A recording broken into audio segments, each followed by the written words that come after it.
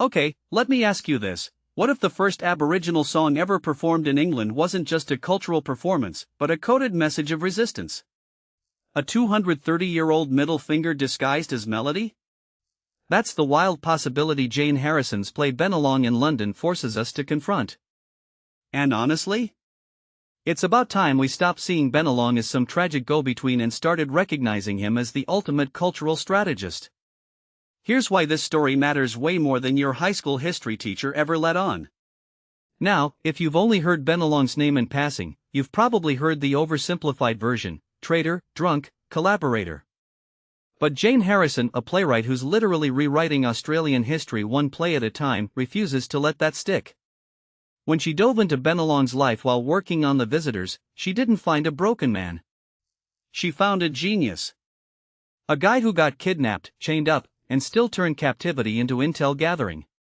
Personally, I think that's the kind of move that deserves a Marvel movie, not a footnote in a colonial textbook. What makes this really interesting is how Harrison frames Bennelong's choice to go to London. Let's unpack this. He wasn't just dragged there. He chose to sail across the world to meet the people building the empire that was destroying his homeland. That's not Stockholm Syndrome, it's espionage. He was basically running a human reconnaissance mission. Imagine if a modern leader willingly walked into the enemy's war room to learn their secrets. That's Bennelong. And yet, when he came back, he rejected the whole colonial system? Of course he did. Because he wasn't trying to assimilate, he was gathering intel to protect his people. Now here's where Harrison's genius shines. In Bennelong in London, she doesn't just reenact history, she collides it with today. The play follows a modern Indigenous actor trying to perform Bennelong's story, only to get haunted, literally, by Bennelong himself. And honestly, that's the perfect metaphor. Because the truth is, we're still haunted by these unresolved histories. Every time we argue about statues, or land rights, or whose version of Australia Day we're celebrating, Bennelong's ghost is there, demanding we reckon with the fact that this story never ended. It just evolved. But let's get real about the challenges here. Harrison admits she's not a historian. She's a storyteller. And when you're working with colonial records?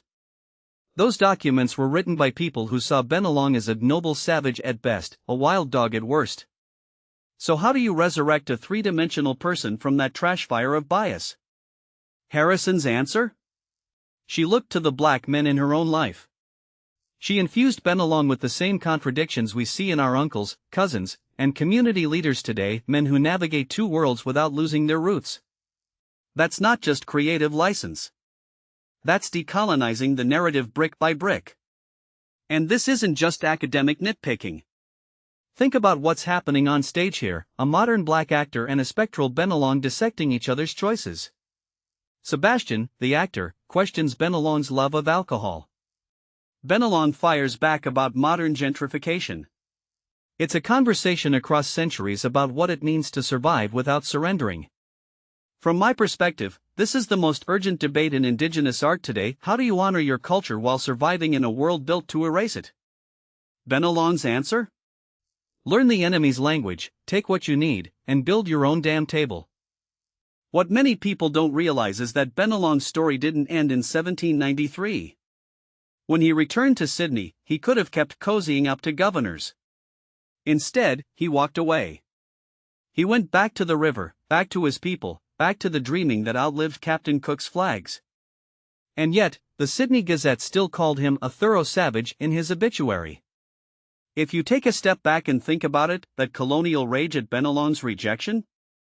That's the same rage we see today when First Nations people reject assimilation. Because Bennelong proved something terrifying to the empire: you can't civilize a culture that's already perfected survival.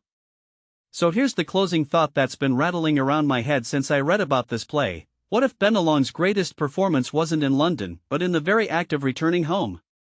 What if every time he laughed at a governor's joke or raised a glass of rum, he was just playing the role they needed to survive long enough to make his escape? Because let's be real, survival isn't just about fighting. Sometimes it's about waiting, learning, and then walking away when the time's right. And Bennelong? He mastered that game centuries before decolonization became a buzzword. So next time you hear his name, don't just think first contact. Think original strategist. Because this story isn't about the past, it's about who gets to write the future. What parts of history are we still ignoring today?